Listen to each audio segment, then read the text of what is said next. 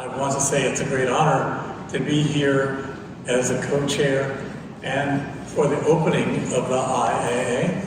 I am being a foolish person and going off the track that I usually did. I'm going to tell you stuff you don't want to hear today. And why am I going to do that? Because I've already learned a couple times when I've given talks like this, people back away. But I thought we had more time, and I thought we had more ways we could make the adjustments, but we do not. I'm going to tell you some things so that when you're going through it, you'll say, oh my God, this all fits together and it all makes sense and it's all coming faster than we can do. I want you to know I invited a note taker to here. That's just to point out the kind of things that you can do now that you, when you're in video calls or anything else, you can have note takers. They'll give you summaries at the end so you don't have to take the notes anymore. That's not uncommon. It's the new world and got a lot of new issues and challenges, and the IAA is maybe one of the best mechanisms for dealing with the things coming up. So a lot of the people in the IAA are new and retired, and they've got issues to deal with. People in their 60s and 70s end up with new issues that you didn't have early in your career, but become very important to you later in your career. And you have a period of change, your interaction with the world, and your change of how you interact with your friends and family and everything else, because work's so defined with you. Once you've retired, you may begin to wonder how to use your time better, how are you going to interact with your family better, and so forth. I looked up this sort of recent article that said, when you retire in the United States, what 5 things do you give up immediately?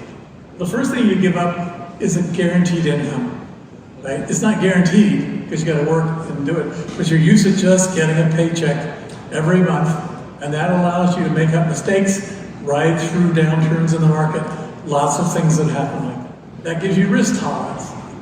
If something goes wrong, you can just build back up your income and wait for the investment or profit to go up. The number 3 thing was your perceived sense of purpose. Right? Work isn't just about earning money, it's about your interactions with your colleagues, and it's about what you're doing and how you feel measured at work. But in fact, I'm going to point out that the unprecedented transition we're getting ready to go through, the people who've just been through retirement and understood that are going to be key. Most of the human race is going to be retired. And we got to figure out how to handle these issues, right? A lot of places you only get, in the United States, you get employee-sponsored benefits. You have to face some continuity for that. That's an issue we have to do. But the role of government isn't going to be to make people jobs. It's going to make a good economy so that you can pay for the things that people need. You know, it's going to be a big change.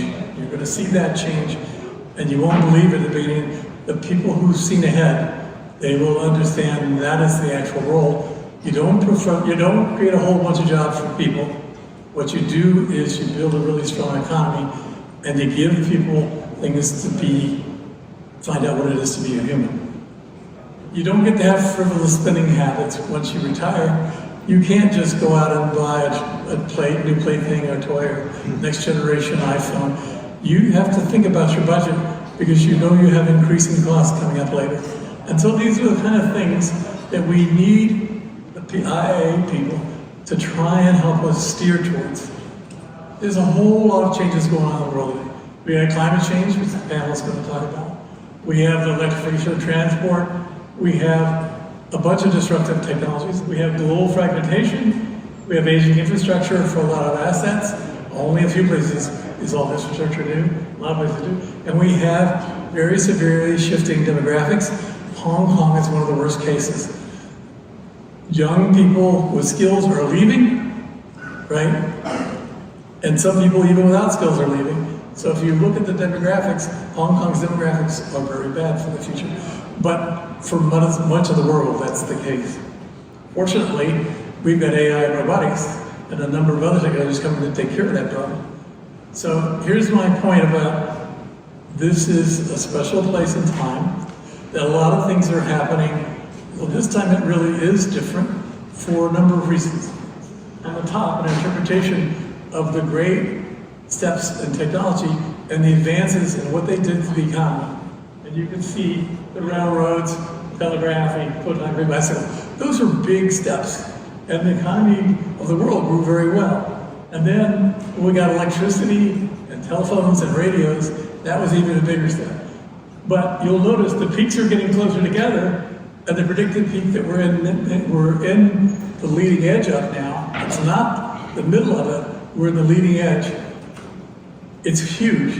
And if you look, the prediction of how much the economy is going to grow per year, if we keep the world order in shape, we're going to grow such that 5 years from now, everybody's going to have twice as much as they would have had otherwise. Right? I mean, it's a big step forward in terms of everybody being rich, but that depends on cooperation. People have to cooperate to do that.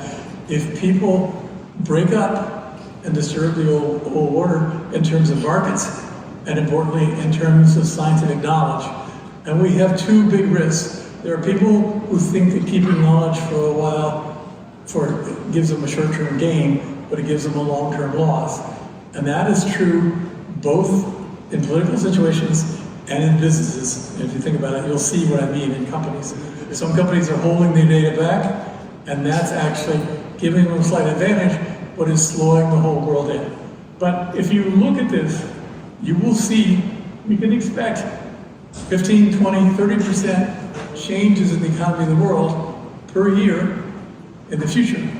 That is something that humans aren't able to handle.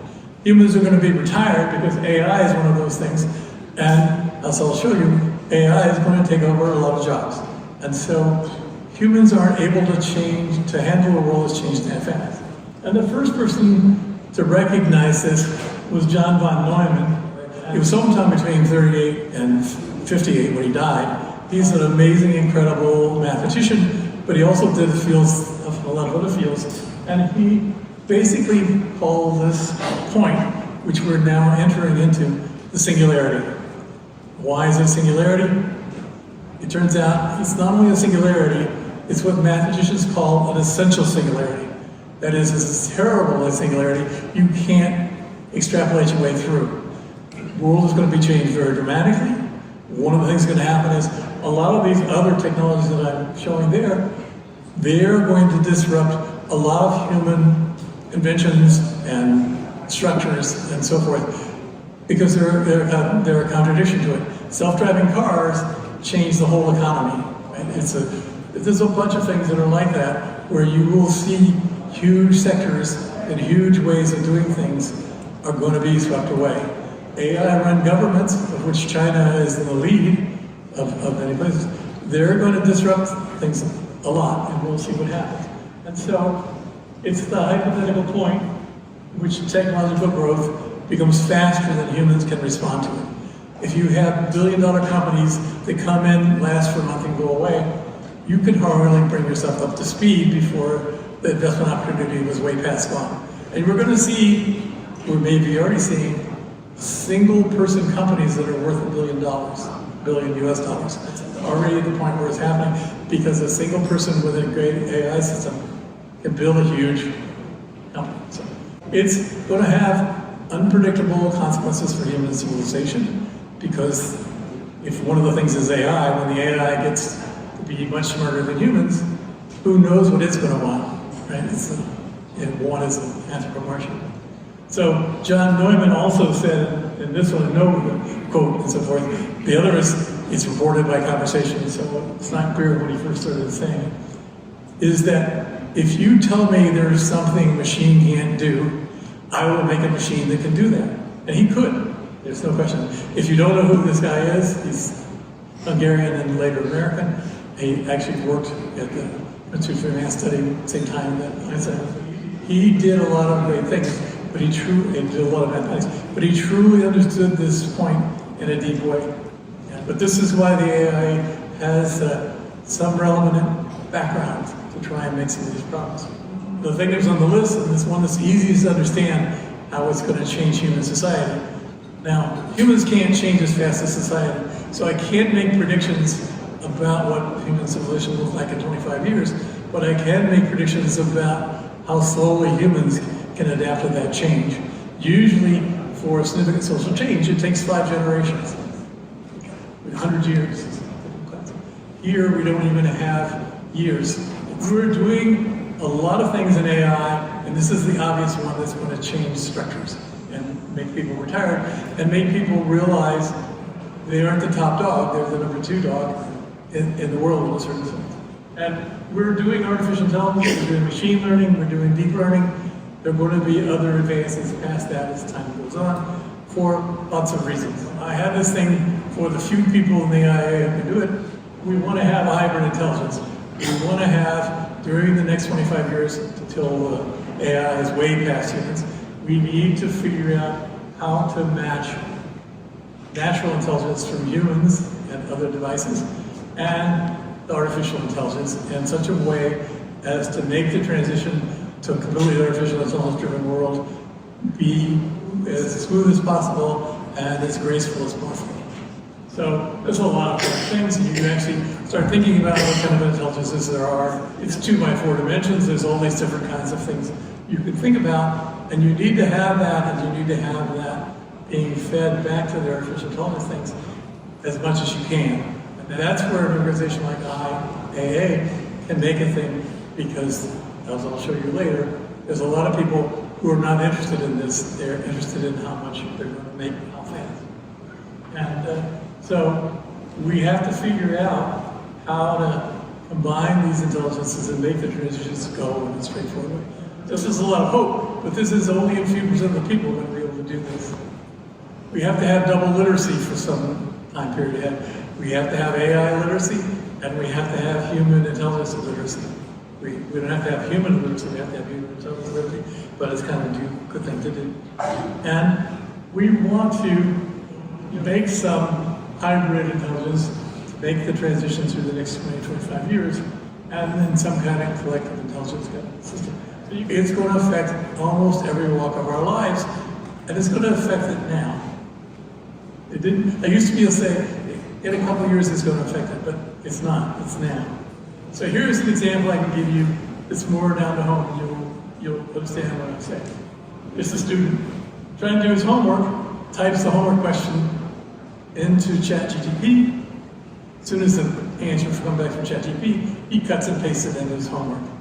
Okay? Doesn't read it, doesn't check it, doesn't do anything. How common is that? Well, it turns out that's a really common behavior. What do you learn from that? Are you using the AI as a learning tool, as an aid, or is it doing the thinking for you? Well, the answer clearly is doing the thinking for you. It's not a surprise that this guy got only 50%, because this was a year ago when ChatGPT wasn't quite as good as it is now. Now he'd get a 7%. When it gets to be 95 and 99%, then the person never thought. He just did something that made him replaceable by AI. I mean, a student who does this is not learning to think, not learning to use the tools. He's learning to be replaced by AI. This woman signed her students to reflect on the time when someone believed in them or they believed in someone. And she freaked out that one of the students came to her and said, I don't know how to write that. If I can't use AI, can I use a Google prompt and try and do it? This is a person who, already in the 9th grade, had never thought about taking from the internal experience and writing about it. That's kind of scary, if you think about what that means. This person is a good student in school, but not learning anything, not thinking, just learning to use the AI as what's going on. Now the problem is, if you do that, that human is not learning to think, period. Right? In fact, a lot of people who go through high school don't ever learn to think. But you do hope to reach some students in high school and college, and it's going to get harder to do that. Does this mean they're cheating? Well, if you do a nice study, so some of you might recognize the hand on the right, especially professors from France. It's mathematics, right? This person's cheating. They wrote the answers on their hand or their cuff or whatever. How common is that? Well, it turns out it depends upon the environment that students are in. If their parents are putting a lot of pressure on them to do well in school, 70% of the students cheat at least once a month. Okay? The more the student is valued as an individual and having a real experience, the less likely they are to cheat and the more likely they are to learn. Right? So it's a funny kind of situation, but we have a really powerful tool here, which is AI and AI tutors, AI teaching assistants. They can really get people to learn and teach and give them an individual experience. It's a really powerful tool. It's like a car. You know, back when I was young, people couldn't wait to get their driver's license and drive their car around. You had to teach them to use the car responsibly. Now here's the other thing, the other way around. This is the beginning to why you think you'll understand why you need IAA. When the AI thinks it will lose, it sometimes cheats. People used to complain that the ChatGPT would sometimes put out a ghost answer. This is the different case. This is a case where things like OpenPreview and DeepSeek R1 cheated. They hacked the systems that evaluate the AI. They set themselves up to do well. Okay, why would they do that? There is tremendous pressure from the developers for the AI systems to make great progress. The reason there's tremendous pressure is because it's many billions of dollars at stake if you can make your DeepSeek work, or if you can make your ChatGPT 5 work, or your general intelligence model work. There is a huge amount of money, which eventually will be trillions of dollars. So there's a high incentive for the people developing the AI systems to have them show up as very effective. So they're getting more effective, and they're competing with people who are getting more effective, but you gotta do more than that, and you cheat, right?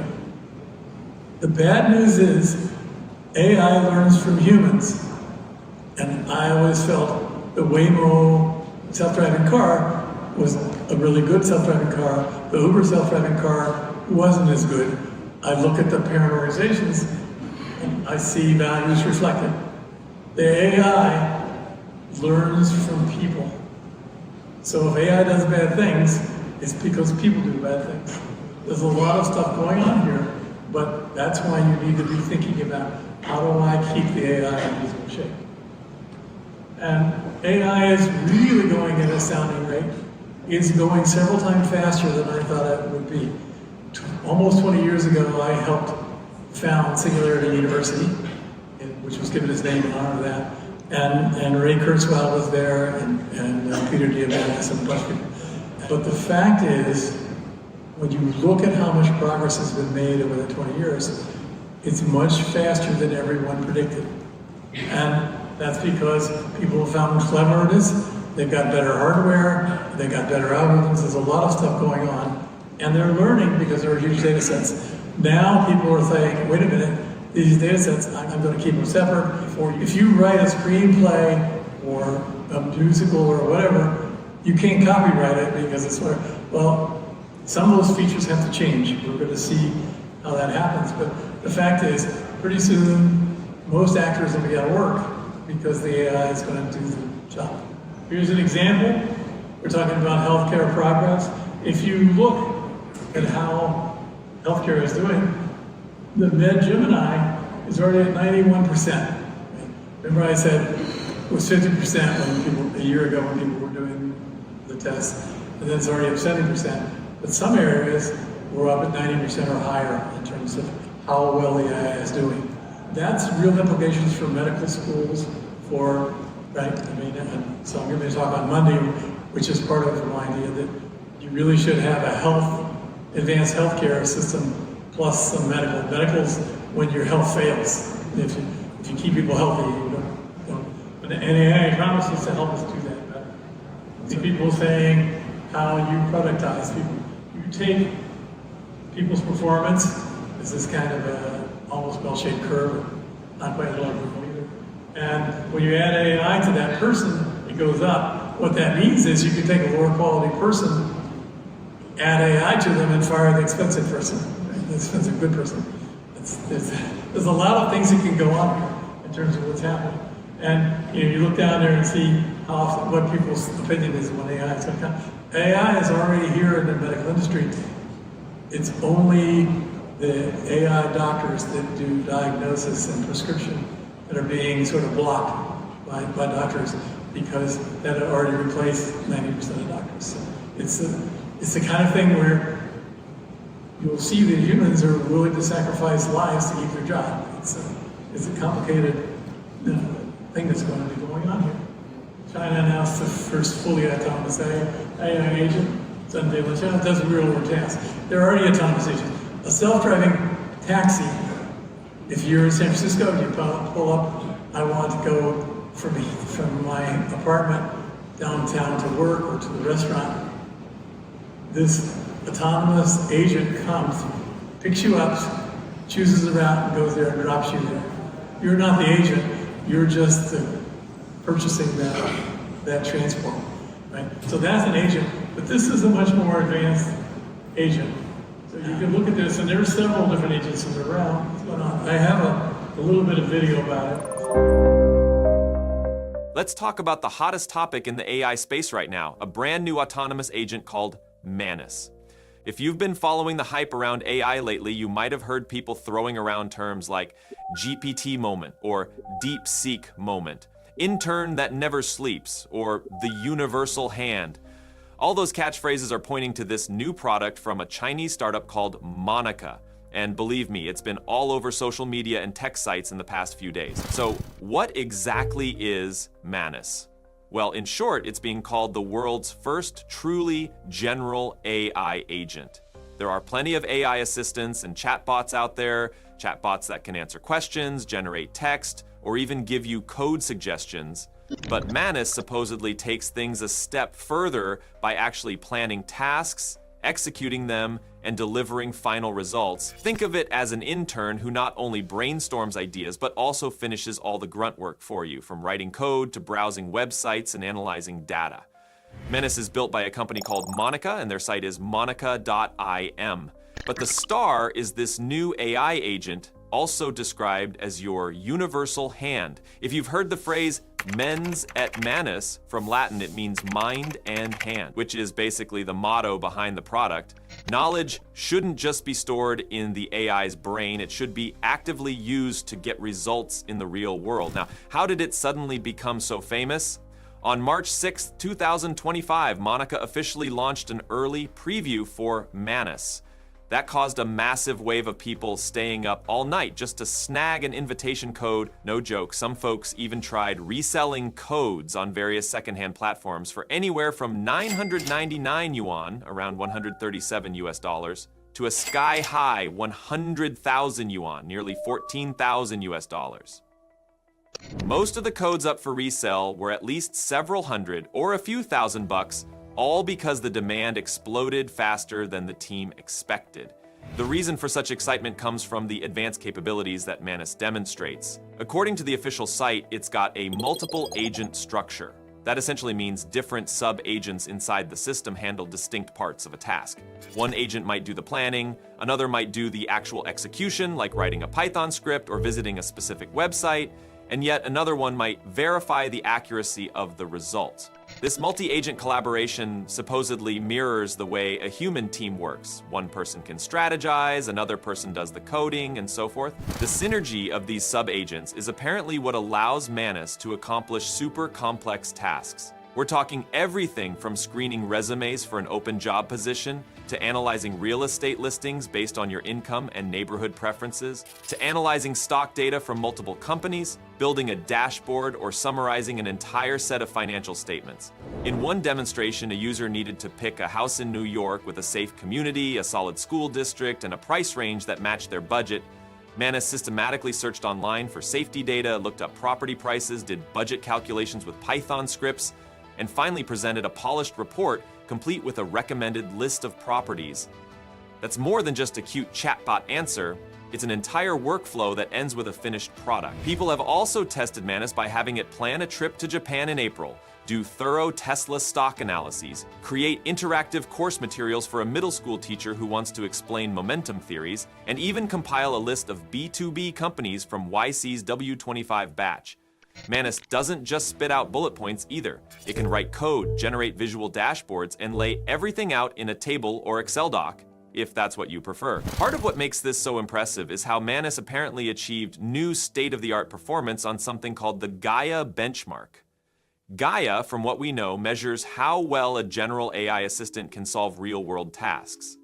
According to the team, Manus surpasses other systems like OpenAI's deep research on all 3 levels of Gaia's difficulty ratings. The specifics of those tests aren't widely detailed, but the hype is real, especially with big claims like, "We surpass OpenAI's best models at the same level." Now, Monica is a company founded by Xiao Hong, who's a serial entrepreneur and graduated from Huazhong University of Science and Technology back in 2015. There's also mention of a co-founder and chief scientist named Ji Yi Chao, who did a demonstration video that got hundreds of thousands of views on social platforms within about 20 hours. Another partner, Zhang Tao, popped up online saying they've had to limit invites because their servers can't keep up. Interestingly, the company had changes in its shareholder structure in 2024. We even see that at one point, Tencent's venture capital arm invested in them, and so did Zen Fund in July of 2022. Not a lot of official corporate structure details are out there, but that's standard for many startups trying to scale quickly. There's also chatter about how Manus might become the next DeepSeek. Some people are comparing that big moment in January to what's happening now with Manus. The local media and social platforms in China are calling it another Sputnik moment or another GPT moment, referencing how ChatGPT shook up the world. Regardless, you can see it's made enough waves to get coverage from outlets like Global Times, China Daily, Malay Mail, Newsweek, and so on. Everyone is connecting the dots that China has had multiple breakthroughs in AI this year, from large language models to general AI agent. One thing that sets Manus apart from typical generative AI is that it's aiming for what we often call artificial general intelligence. It's still obviously not going to pick up your kids from school or do your laundry in the physical world, but in the digital space, it can handle multi-step processes that you'd usually pass on to an assistant or an intern. We also heard from a few references that at least 21% of enterprises by January 2024 had already adopted AI agents in some capacity. Gartner apparently predicts that number will be above 80% by 2026, which means if Manus does well, it's tapping right into a super hot market. The potential of AI agents to fully automate tasks like B2B sourcing, analyzing Amazon store data, or preparing store sales improvement strategies could be huge for businesses. The official Manus page even shows it can look up local data for a barbecue restaurant in Texas to help them boost sales, or that it can do Kaggle competitions by writing code to rank in the top 10%. All these use cases are showcased in the official use case gallery. So if you want to try it, how do you get access? Right now, it's invitation only, and that's caused this crazy shortage of invites. People are literally flipping them on secondhand marketplaces for thousands of dollars.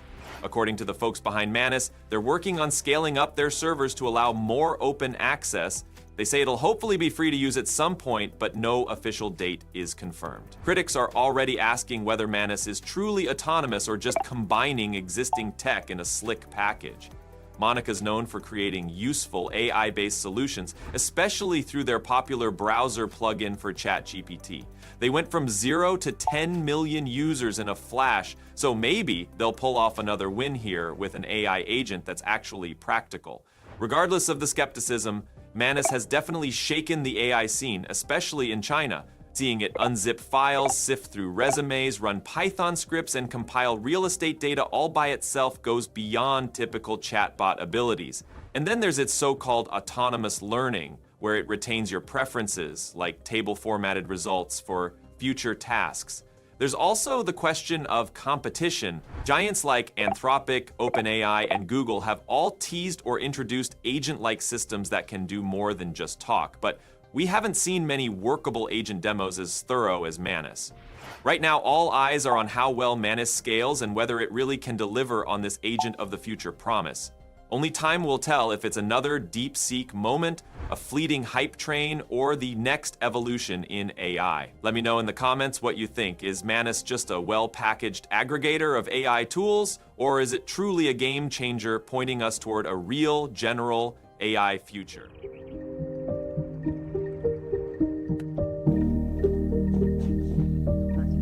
it's super funny. Right there. How's this? Perfect.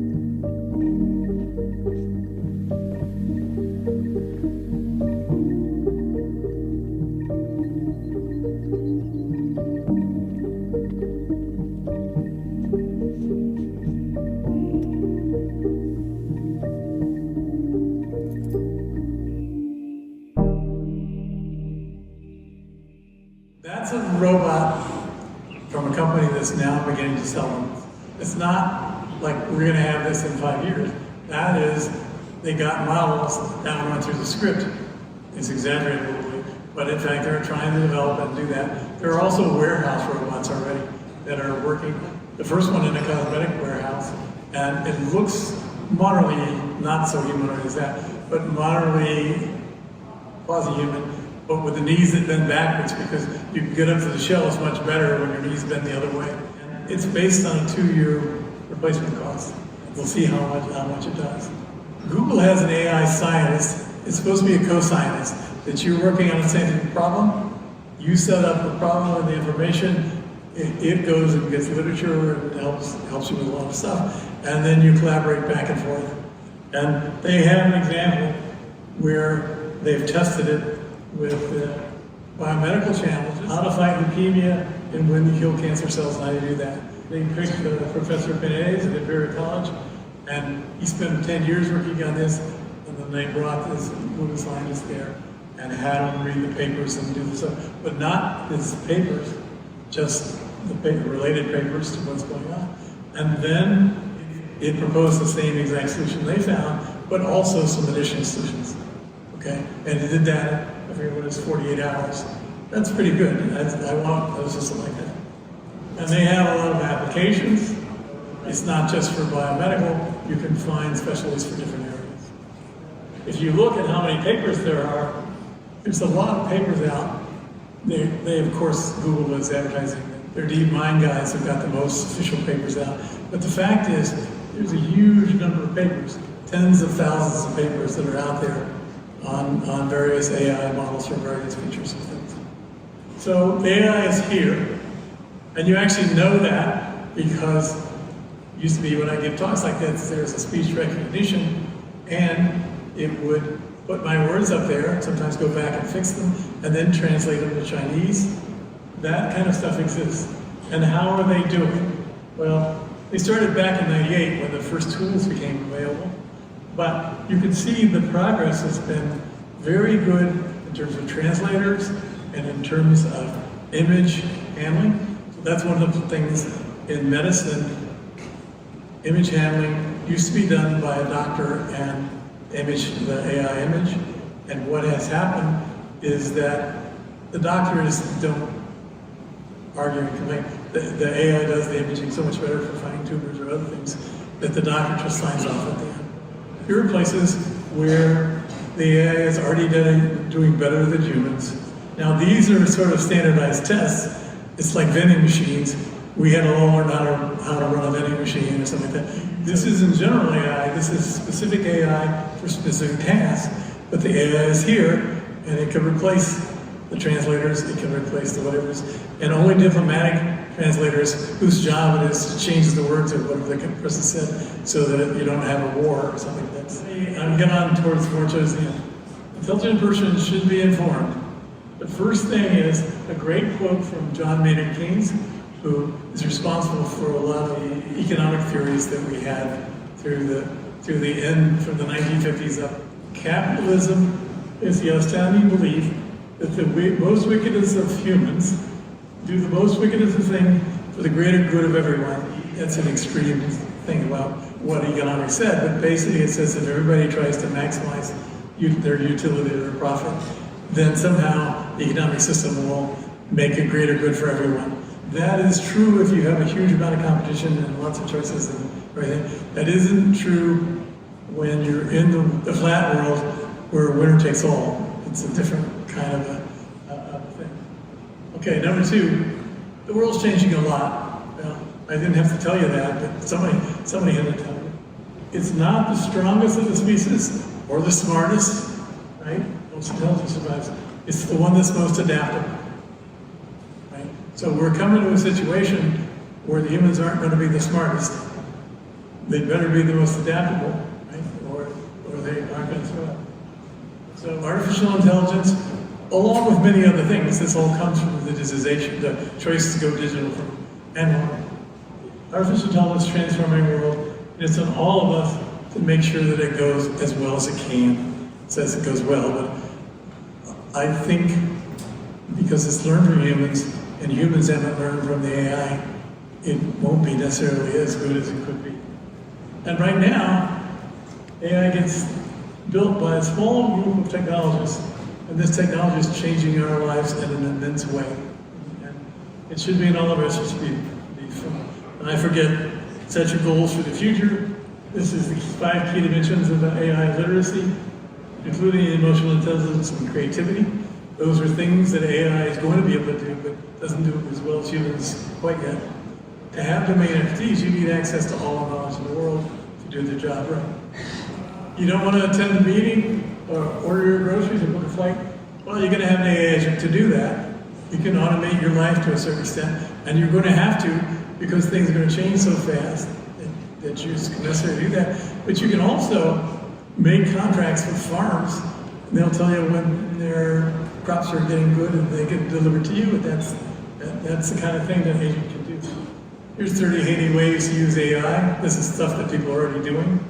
You know, how are we going to improve the AI for good results for humans?